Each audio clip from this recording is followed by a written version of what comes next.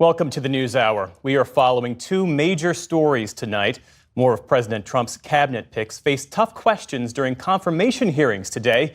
But first, investigators are trying to determine why a military helicopter collided in midair with a passenger jet as the plane was trying to land at Reagan National Airport in Washington, D.C.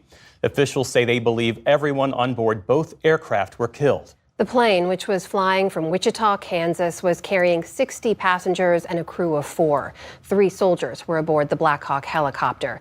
It is the deadliest air crash in the United States in more than 2 decades. John Yang begins our coverage with this report. This is the terrifying moment of impact when an American Airlines flight with 64 people on board collided with an Army helicopter as the passenger jet was landing at Washington Reagan National Airport. Did you see that? The fiery crash came just before 9 Wednesday night, triggering a massive search and rescue effort. Hundreds of first responders frantically probed the icy water of the Potomac River. At daybreak, Washington, D.C. Fire Chief John Donnelly said they'd recovered dozens of bodies, but no one's still alive. Despite all those efforts, we are now at a point where we are switching from a rescue operation to a recovery operation. At this point, we don't believe there are any survivors from this accident. Today, the wreckage of the Bombardier CRJ-700, a popular regional jet, sat in waist-deep water, split into 3 pieces. As first responders continued their work, questions swirled about how the crash could have happened on a clear night in the nation's capital. During a White House news conference, President Trump blamed the 3 soldiers flying the helicopter. The people in the helicopter should have seen where they were going. I can't imagine people with 20/20 vision not seeing, what's happening up there.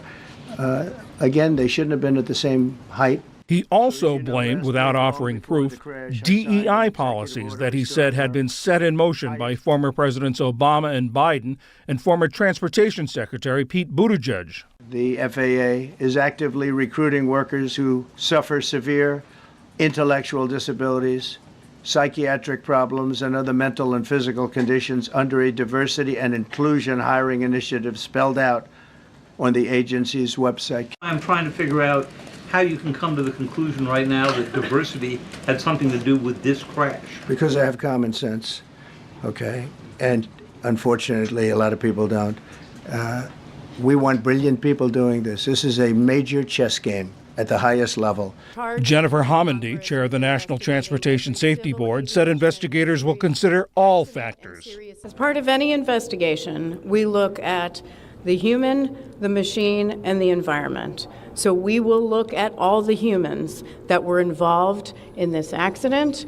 Again, we will look at the aircraft, we will look at the helicopter, we will look at the environment in which they were operating in. That is standard in any part of our investigation. On X, Buttigieg called Trump's response despicable. As families grieve, Trump should be leading, not lying. Time for the president to show actual leadership and explain what he will do to prevent this from happening again. The mid-air collision was in some of the country's busiest and most sensitive airspace, within sight of both the Capitol and the White House. Flight tracking data showed the Black Hawk helicopter was heading south along the river's path at an altitude of about 400 feet. Defense Secretary Pete Hegseth. Honor. Routine annual retraining of night flights on a standard corridor for a continuity of government mission. The military does dangerous things. It does routine things on the regular basis.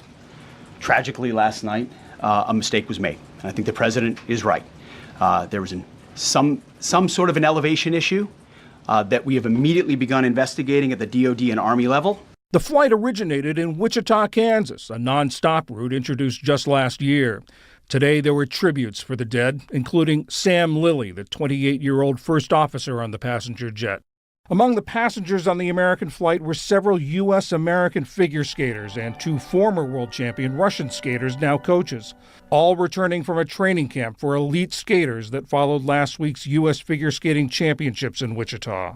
Much like everyone here has been saying, is not sure how to process it. Oh, shoot, I'm sorry. No. Which is why I'm here. Olympic figure skater Nancy Kerrigan is a former member of the Skating Club of Boston, which said 6 of its members were on the flight, including young Spencer Lane and his mother, Christine. We just wish them well, and like the families, the courage and the strength to make the next steps. I don't know how. You look at people go through tragedies and you wonder, how do they do it? I don't know, but we're so strong. Somehow we have a reservoir to dig from, and each one of them are strong enough to get through this somehow. Doug Zegheib is the club's CEO. Skating is a very close and tight-knit community. These kids and their parents, they're here at our facility in Norwood 6, sometimes 7 days a week. It's a close, tight bond, and I think for all of us, we have lost family.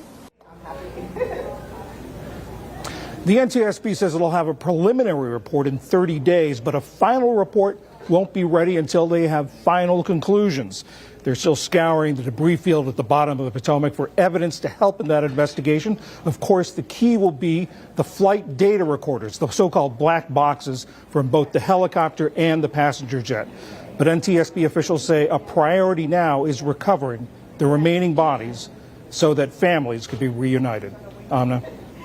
John, as you reported there, even as that recovery mission was underway, looking for those bodies in the river, and the investigation had just gotten underway, we saw President Trump take to the briefing room and offer that analysis and start to attack Democratic administration and diversity initiative. What's been the reaction to those remarks from the president?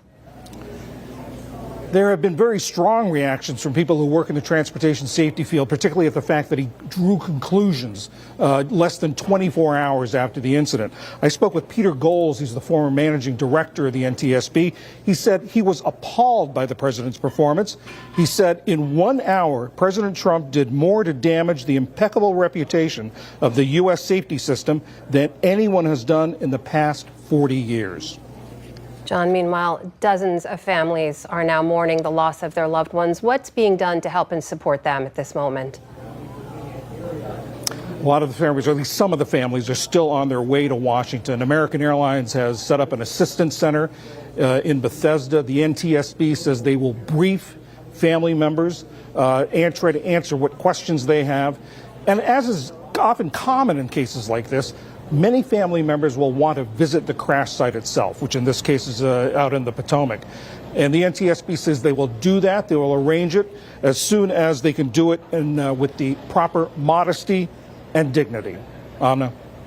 John Yang at Reagan National Airport for us tonight. John, thank you.